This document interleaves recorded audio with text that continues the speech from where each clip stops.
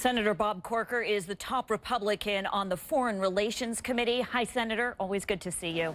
Good evening, Jessica. Thanks. Senator, you've spoken with administration officials, I know, a few times over the past few days about Syria. We just heard the president say if the U.S. launches a military strike on Syria, the goal is to, quote, send a signal to Assad. In your view, is that a solid enough military objective? Well, look, we issued a warning, or the president issued a warning some time ago regarding crossing this red line. They believe that the red line has been crossed. I've got a classified briefing in the morning here. I came back up for a meeting or two on this topic, actually, but other meetings in addition. And you know, I look forward to having that classified briefing for the case to be laid out as to the fact that the Assad regime has actually done this, and I believe they have based on the evidence that I know publicly. But look, I do think it's important for us to cause international norms to be adhered to. I want to say, Jessica, I've been very forward on this, saying that I do not want it, on the other hand, to change the policy that we right now have in Syria, which is to support the vetted, moderate opposition on the ground, not with boots on the ground, but by equipping and training. And I will say that has been very slow to be forthcoming. So, again, I don't want what we may be getting ready to do with Syria to take us away from that stated strategy and that policy of ensuring that we don't get ourselves directly involved in any kind of quagmire relative to a civil war. So, yes, I do think that what the president is proposing, a surgical, proportional strike, is called for here, assuming, again, the intelligence briefings that I get justify those actions. Oh, okay. So it is justified. Do you think the president has a clear Syria policy? I think the president has been very slow to come to the table. I know that we passed out of the Foreign Relations Committee a policy, and I very much supported that. The administration has, based on public comments that they have made, have really embraced a policy very similar to what we passed out.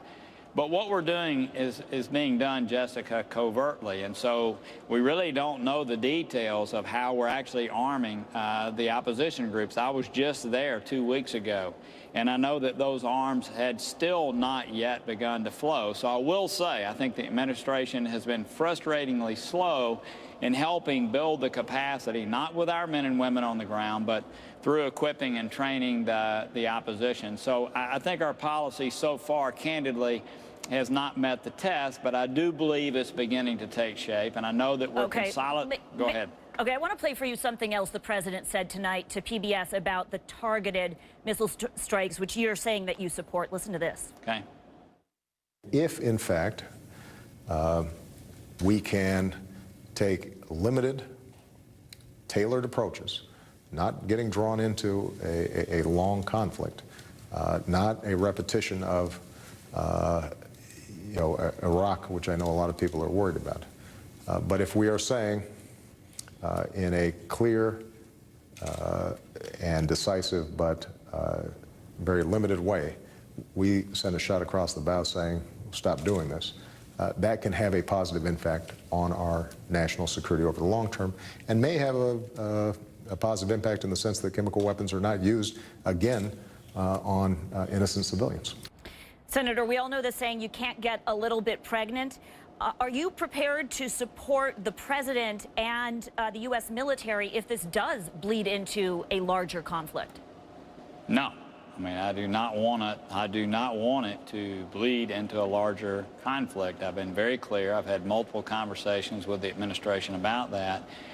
And there's a call that's been set up to walk through plans in the near future. Let me just put it that way. So, Jessica, I'll be hearing more clearly exactly what the intentions are, exactly, hopefully, how we're going to go through this without causing ourselves to be wrapped up in a quagmire that takes us to a place that we do not want to go. I do think there is a way of achieving that, and I've stated that publicly, and I do support that type of effort as long as we know that that is the goal and that we're not in any way implicating ourselves or getting ourselves more deeply involved in something that's nothing more than today. It's a civil war. And obviously, we'd like to see the moderate, secular, vetted opposition groups survive and win, but I don't want to see boots on the ground, or I don't want to see us mired in a conflict much deeper. I will say, if I could, one more thing.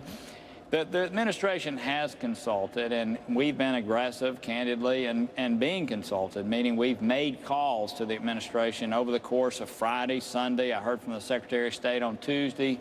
There's more activity while I'm here tomorrow.